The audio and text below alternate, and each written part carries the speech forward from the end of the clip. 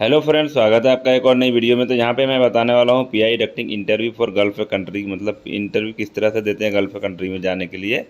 तो इसमें हम सबसे पहले लेंगे मेज़र टेप, जिससे कि सबसे ज़्यादा ज़रूरत पड़ता है मेज़र टेप का, जिससे हम नाप सकते हैं।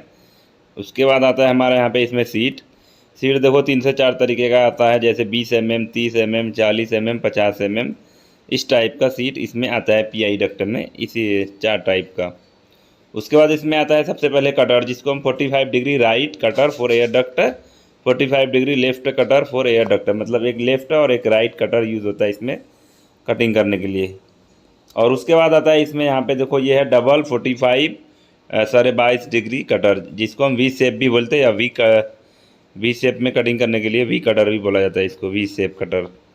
और फिर आता है यहाँ पे 90 degree cutter for air duct, मतलब वही स्ट्राइट डक्ट, स्ट्रेट कटिंग करने के लिए जो यूज़ करते हैं हम, वो ये वाला डक कटर है, जिसको स्ट्रेट कटर भी बोला जाता है, 90 डिग्री भी।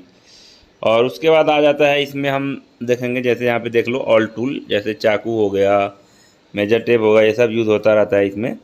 तो ये आपको इंटरव्यू में पूछा जाएगा अक्सर। और इसमें हम यूज़ करते हैं, मतलब कटिंग होने के बाद सिलिकॉन अंदर से भरा जाता है, और प्रोफाइल टेप लगता है, और ये एडेसिव जिसको ग्लू या गम बोलते हैं हम लोग, ये भी यूज़ करके फिर बॉक्सिंग करते हैं।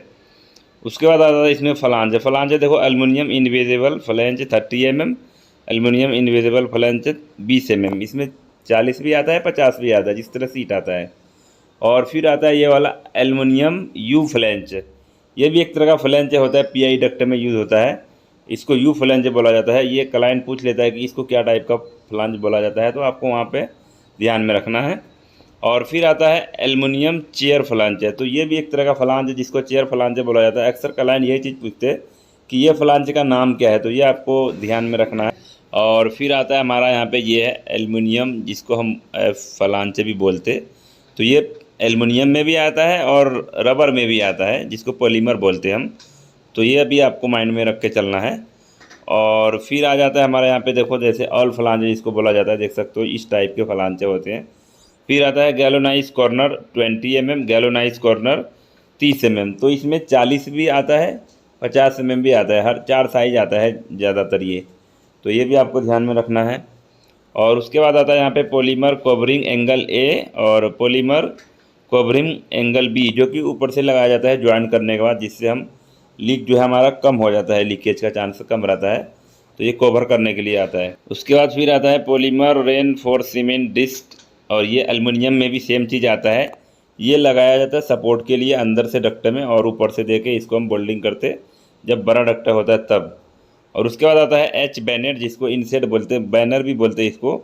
ये ज्वाइन करने के लिए आता है, जब 2 डक्ट आप एक जगह लगाओगे तो वहाँ पे ज्वाइन करने के लिए ये यूज़ करना पड़ता है, जिसको बैनर बोलते हैं। फिर आता है पीवीसी टी कनेक्टर फ्लैंज ज्वाइंटर, जिसको बोलते हैं हम PVC T connector flange joint. ये भी एक तरह का ज्वाइंट होता है, टी टाइप होता है। तो ये भी एक फ्लांज है। उसके बाद पीवीसी इनविजिबल फ्लैंज, ज़्यादातर यही यूज़ होता है पीआई डक्ट में, ये आता है पीवीसी का आता है, तो एल्युमिनियम कम ये ज़्यादा यूज़ होता है। तो इसी में हम बैनर लगा कर ज्वाइन करते हैं ये। उसके बाद आता है ये देखो, ये है straight piece, PI straight duct इस तरह का बनता है रेडी होने के बाद। और फिर ये है पीआई ऑफसेट डक्ट रेडियस में। और उसके बाद है यहाँ पे P I R type Y piece. और फिर है P I A C duct elbow 90 degree, इस तरह का होता है। तो थैंक यू।